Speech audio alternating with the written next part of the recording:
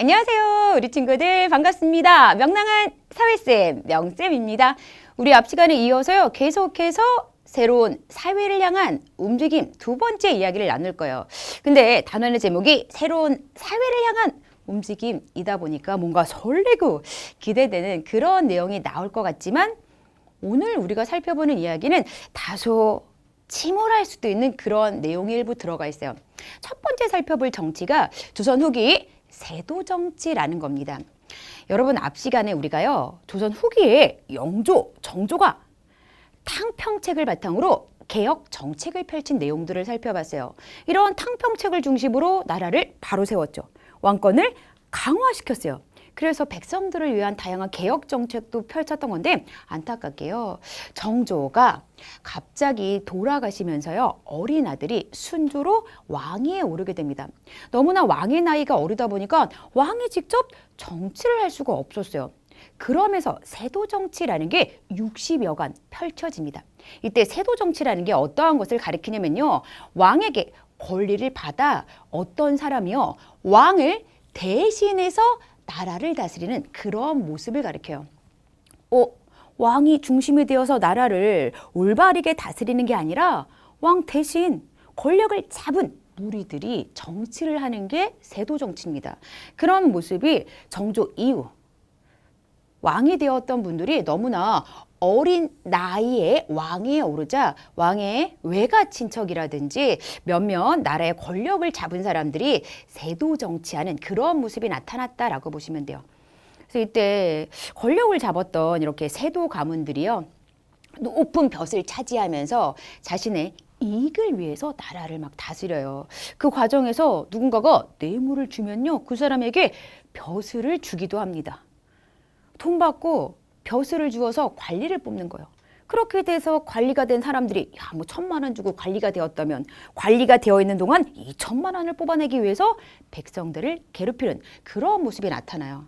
벼슬에 나가려고 뇌물을 바친 일부 관리는 뇌물에 쓸 비용을 마련하거나 재산을 늘리기 위해서 세금을 마음대로 거두어 백성들을 더욱더 힘들게 했던 게 세도 정치식의 모습입니다. 이게요. 1801년부터 1860년대 초까지 쭉 이어졌던 우리나라 모습이라고 보시면 돼요. 자, 이 시기에 얼마나 백성들의 생활이 어려웠는지 그림으로 다시 한번 보도록 할게요. 너희 옆집의 세금은 네가 내. 아니 도망간 옆집의 세금을 왜 제가 냅니까? 자기 집 세금 내는 것도 힘들어 죽겠는데 도망간 이웃집의 세금까지 내라고 다그치고 있어요. 그리고 지난번에 빌린 곡식을 이자까지 쳐서 갚아라 라고 이제 독촉을 하고 있는데 정작 아이고 지난번에 빌린 곡식에는 모래와 곡식 껍질이 더 많아 먹을 것이 없었습니다. 아니 제대로 곡식을 빌려주지도 않아 놓고 비싼 이자까지 쳐서 갚으라고 독촉하는 그런 모습이 빈번하게 나타났던 게 세도 정치식의 모습인 거예요. 자, 이렇게 세도 정치를 바탕으로 해서요. 농민들의 불만이 쌓이고 사회가 혼란스러웠던 시기에 새롭게 정치를 하게 된 인물이 흥선대원군이라는 분이 되겠습니다. 자, 흥선대원군이 어떠한 정책을 펼쳤는지 살펴보도록 할게요. 사진 속에 등장한 이분이 흥선대원군입니다. 여러분, 흥선대원군은 왕이 아니에요. 자, 조선시대 왕이 27명이 있었어요. 그중 26번째 왕이 고종입니다. 이 고종의 아버지가 흥선대원군이에요. 근데 역시나 고종도 너무 어린 나이에 왕이 됩니다. 이전 같으면 이제 세도 가문이 어린 왕을 대신해서 마구 정치를 하는 세도 정치의 모습이 나타났겠지만 흥선대원군은 안 돼.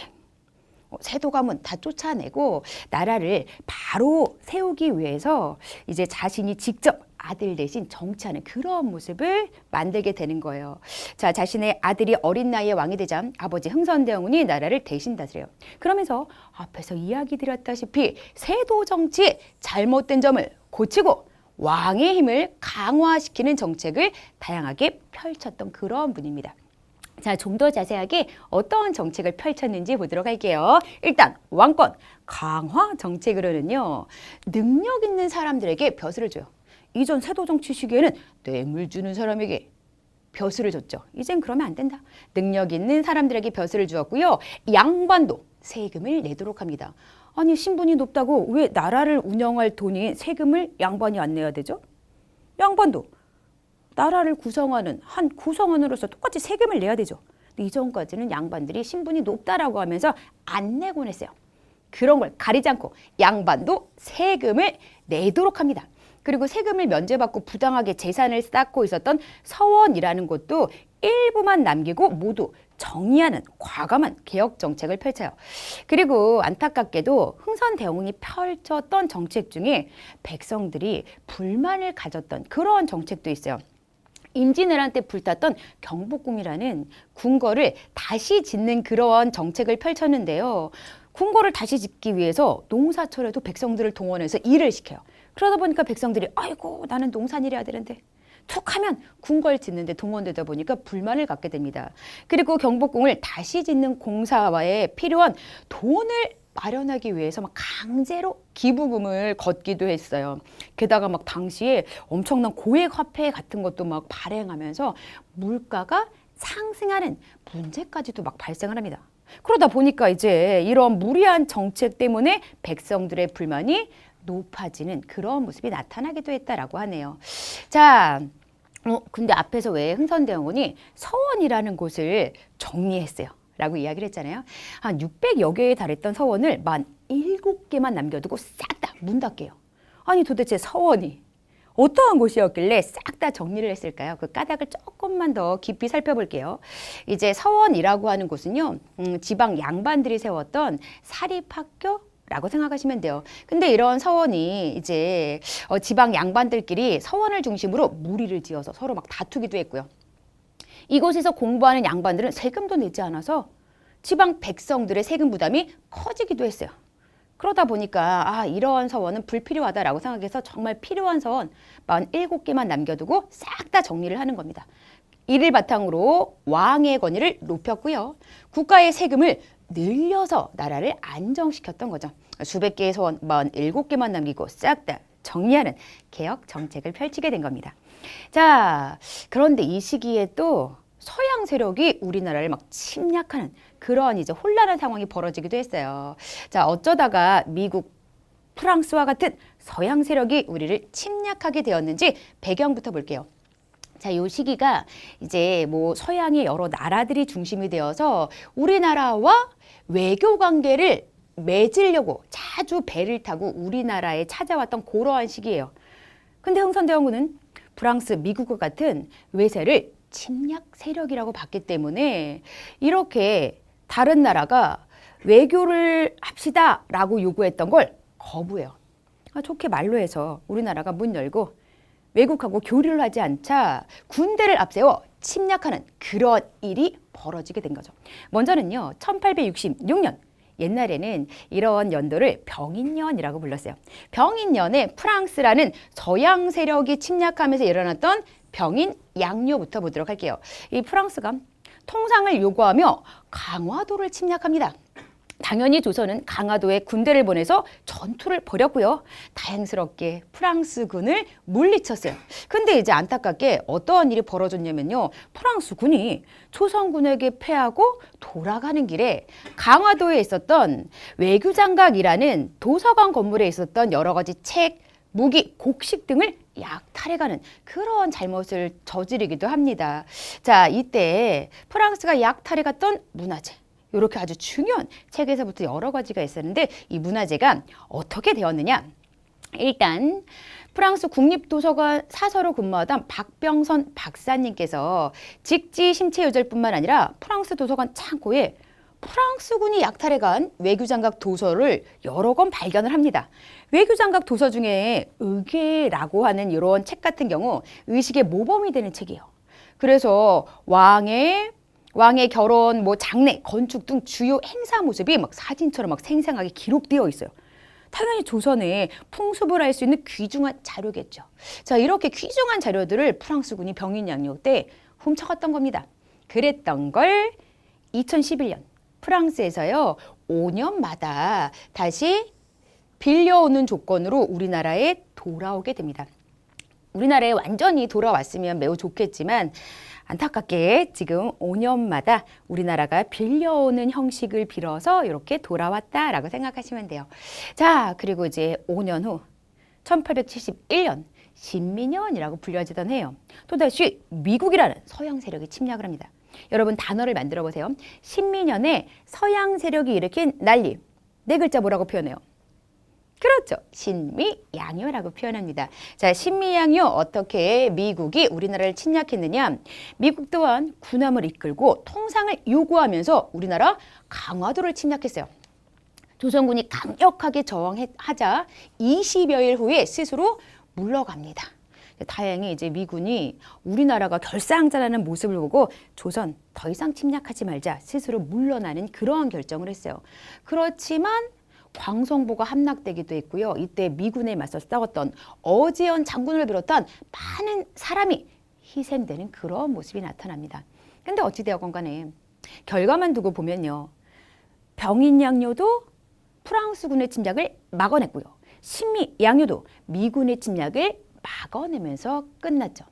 자, 그 이후에 흥선대원군은요. 계속해서 서양하고는 교류하지 않겠다. 라는 의지를 밝혀요. 이렇게 의지를 밝히기 위해서요. 한양, 전국 각 지역에 서양하고 화해하는 것을 배척하겠다. 화해하는 걸 배척하겠다고 화해하지 않고 끝까지 교류하지 않겠다 이런 뜻이에요. 그러한 내용이 담긴 척합의라는 걸 세워서요. 서양과 교류하지 않겠다는 의지를 널리 알립니다. 그러면서 통상수교를 거부하는 정책을 강화시켰죠. 그런데 사람들은요. 우리나라가 더 발전하려면 다른 나라와 교류해야 한다. 다른 나라가 가지고 있는 새로운 문물을 받아들여야 한다라고 주장하는 사람들이 점차 늘어나기도 했습니다. 자, 여기에 나와 있는 게 한양 전국 각지에 세웠던 척합이고요. 이 척합의에는 외세가 침범했는데 싸우지 않는 것은 곧 나라를 파는 것이다. 외세가 우리나라에 접근하면 싸워 물리쳐야 한다. 라는 내용이 새겨져 있습니다. 자, 이제 다음으로 갈게요. 자, 흥선대원군은 왕이라고요? 왕이 아니라고요? 왕이 아니에요. 그런데 정치를 할 수 있었던 건 자신의 아들이 어린 나이에 왕이 되었기 때문이죠. 그런데 우리 앞에서 흥선대원군이 여러 가지 개혁 정책 펼치는 거, 서양의 통상수교 요구를 거부하는 그런 정책을 펼치는 내용들을 쭉 살펴봤죠. 그러는 동안 시간이 10여 년 흘렀어요. 자, 10여 년 동안 어린 고종이 어른으로 성장했겠죠. 이제 고종이 나이가 더 이상 어리지 않아요. 흥선대원군은 아들을 대신해서 정치를 할 수 있는 명분을 잃게 됩니다. 그래서 흥선대원군이 정권에서 물러나고 고종이 직접 정치하는 그런 모습이 나타나요. 그러한 시기에 우리나라는요. 일본과 강화도 조약이라는 걸 체결하게 됩니다. 강화도 조약 어떠한 조약인지 살펴볼게요. 자, 일단 1875년 강화도 초지진에 조선군의 허락 없이 일본 군함이 다가오는 일을 벌여요. 아니 외국 군함이 우리나라 영토에 다가오니까 당연히 어떻게 했겠어요? 경고를 통해서 물러가라라고 계속 요구를 했는데 물러가지 않아요. 그러자 경고의 의미로 대포를 쏘는 그런 일이 벌어집니다. 그러자 일본 군함 또한 초지진 공격하고 영종도에 상륙해서요. 우리나라 백성들을 살해하는 식의 잘못된 행위들을 벌였어요. 자, 이러한 사건을 이 당시 일본 군함의 이름이 운요라는 거였거든요. 그래서 운요 사건이라고 우리가 칭합니다. 그런데 일본 정부는요, 이런 운요 사건을 구실로 내세워서요, 더 많은 군함을 이끌고 와서 조선 정부에게 너희가 문 열고 우리 일본과 통상을 한다면 운요 사건 없던 일로 하겠다. 통상할 것이냐 아니면 운요 사건에 대한 책임을 지고서 우리와 더 크게 전쟁을 치를 것이냐 막 이러한 좀 위협을 가하게 됩니다. 그러자 조선 정부는 이때 당시에 이미 흥선대원군은 물러나 있었고요. 조선의 개항을 바라는 사람들의 요구가 높아지고 있던 상황인지라 그래 이 즈음에서 우리나라 개항하고 일본과 교류를 시작하자라는 생각을 바탕으로 해서요. 일본과 교류하는 내용을 담은 조약을 체결하게 됩니다. 근데 그 조약이 강화도에서 체결이 되었어요. 그래서 이 조약의 이름을 강화도 조약이라고 부르는 겁니다. 운요 사건을 계기로 해서 일본과 조선 사이에 어떠한 조약이 체결되었다고요? 강화도 조약. 자, 강화도 조약은요. 우리나라가 외국과 맺은 최초의 근대적 조약이에요. 그런데 안타깝게 이 조약의 내용을 조금 이따 살펴볼 거예요. 내용을 살펴보면 우리나라에는 불리한 불평등한 조약이었음을 알 수 있어요. 이렇게 불평등한 내용으로 최초의 근대적 조약이 맺어지면서 우리나라는 개항을 시작한 겁니다. 그 이후에도요, 미국을 시작으로 해서 서양의 다른 나라들과도 조약을 맺고 교류를 시작해요. 그러면 중요하게 강화도 조약이 불평등 조약이었다라고 했는데 어떤 내용이 그러한지 살펴보도록 할게요. 자, 강화도 조약의 첫 번째 내용은요. 조선은 자주적인 나라로 일본과 평등한 권리가 있다라는 게 적혀져 있어요. 그냥 읽으면 자주적인 나라야? 일본과 평등해? 좋은 것 같죠. 조선은 전통적으로 청과 좀 더 유대감 있는 그러한 외교 관계를 맺고 있어요. 자, 이런 걸 통해서 조선 너희 자주국가야. 청과 유대적인 관계 끊고 그냥 홀로 서도 돼. 이런 걸 바탕으로 해서요. 청이 조선을 간섭하는 걸 막고 이후에 일본의 침략을 더욱 쉽게 하려고 집어넣었던 거예요. 그리고 조선의 해안을 일본이 자유롭게 측량하도록 허가하는 내용도 있어요. 아니, 이 이야기는요. 일본이 우리나라의 해안을 관측해서요. 정보를 얻고요. 군함과 같은 배들이 자유롭게 접근할 수 있도록 한 거예요. 그리고요. 개항한 항구에서 일본인이 우리나라 사람을 상대로 죄를 짓더라도요. 우리나라 정부가 심판할 수 없다라는 내용도 들어가 있어요. 아니, 그럼 개항장에서 일본인들이 자유롭게 여러 가지 행위를 할 수 있도록 허용한 거죠.